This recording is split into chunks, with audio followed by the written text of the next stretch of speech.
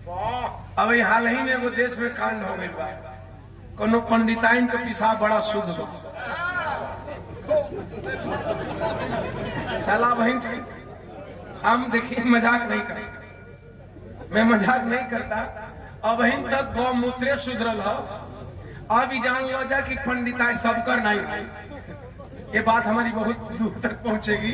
वो जौन पंडिताइन का पिसाब से कथावाचक भागवत गीता जो पढ़ा करते थे, भागवत पढ़ा करते थे, कथावाचक शुद्ध हुए हैं।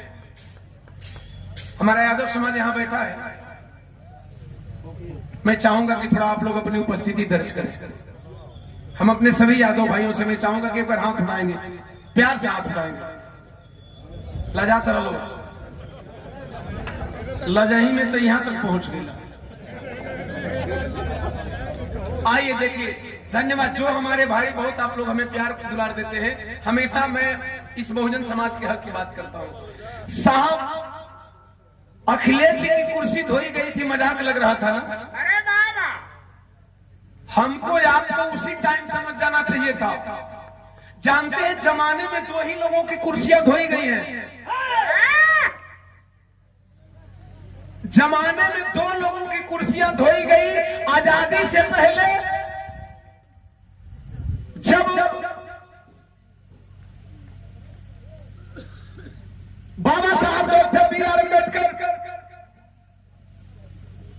की नौकरी लगती है महाराज गायकवाड़ साहब के यहां, तो वहां कार्यालय में जब एंट्री होती है, कार्यालय से बाहर जाते हैं तो बाबा साहब डॉक्टर बी आर अम्बेडकर की कुर्सी जो सर्वोच्च पद की कुर्सी थी, अरे बाबा, उसे इन्हीं मनुवादियों ने धोया और उस कुर्सी पे गौमूत्र का छिड़काव किया। और आजादी के बाद, ध्यान से सुनिए, मैं स्पेशल यादव भाइयों के लिए बोल रहा हूं, आजाद भारत में जहां आप संविधान से अपना हक खा सकते हैं, हक ले सकते हैं, आजादी से पहले जब हम आजाद नहीं थे, बाबा साहब डॉक्टर बी आर अम्बेडकर की कुर्सी धोई गई और आजादी के बाद उत्तर प्रदेश के पूर्व मुख्यमंत्री अखिलेश यादव की कुर्सी धोई गई। आप समझिए हम और आप कहां हैं। आजादी से पहले बाबा साहब डॉक्टर बी आर अम्बेडकर की कुर्सी धोई गई तो उन्होंने संविधान दिया और कहा अब मेरे देश में ऐसा नहीं चलेगा। संविधान के बदौलत हम सीएम, पीएम, डीएम सब बनने का पावर रखते हैं, लेकिन कभी आपकी कुर्सी धोई जाती है और कभी आप भागवत कथा कहते हो तो आपको यादव कह करके, शुद्ध कह करके एक महिला के मूत्र से आपका शुद्धिकरण किया जाता है। गलती आपकी है या गलती उनकी है, ये समझना होगा। इन लोग का दहिए पियोल का नुकसान करना, ये दही पिलाना रिएक्शन करना।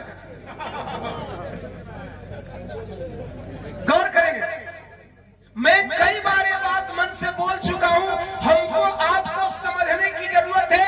अगर आज धरती पे भारतवर्ष में मनुवाद का सबसे बड़ा पोषक है तो हमारा यही यादव समाज।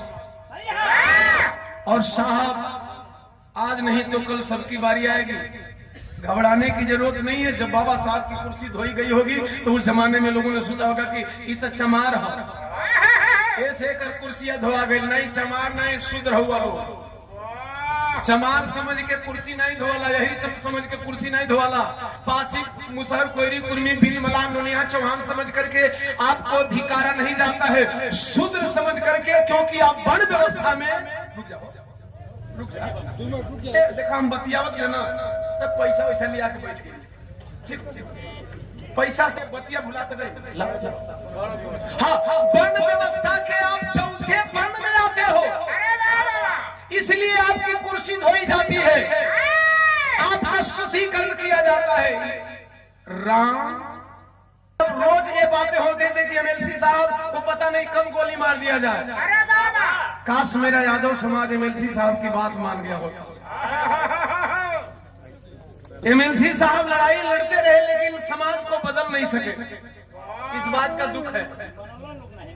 लेकिन 10 साल से ओम प्रकाश दीवाना ने एक अभियान लाया, बिरहा में अम्बेडकरवाद की लहर दौड़ गई है।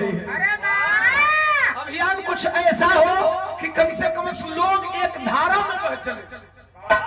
आइए बुद्ध जी बोले तू मर जा, तेरा बेटा जी जा। आप नाचते चला था वही पहले नहीं जैसे खेल था अभी। कैसे खेल के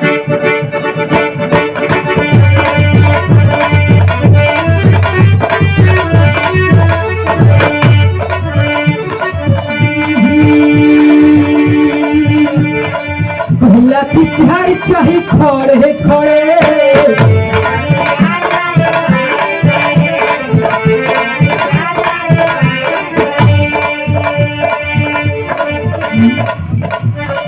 मर गए हक थाली खड़े खड़े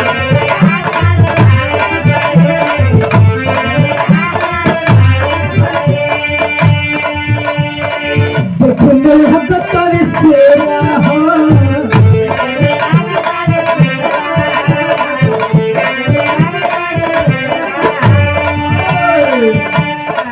चलता देह कपटे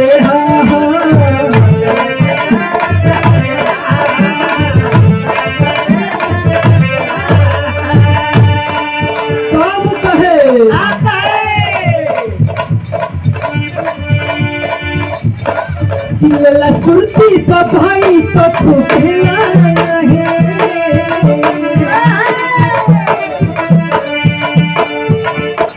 दिलला सुनती तो भाई तो फूटेला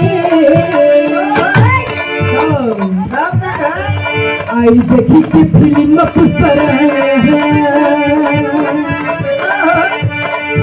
जब से देखी कि फिल्म पुष्पर हजार साल झूठे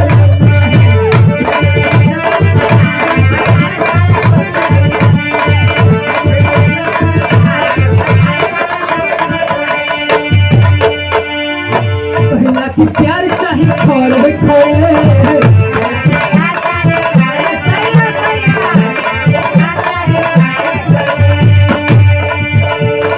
मारे दो याद खाली बड़े बड़े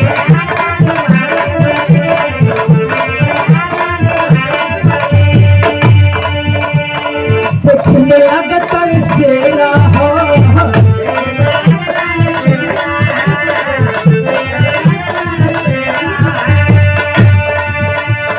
चलत देह कपटे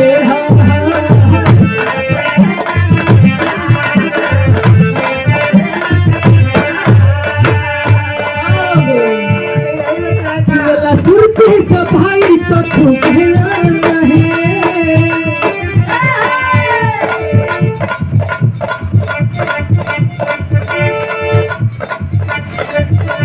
सुरती का भाई तो छूटेला नहीं आई देखी के फिल्म पुष्पर आई देखी के फिल्म पुष्पर हजार साल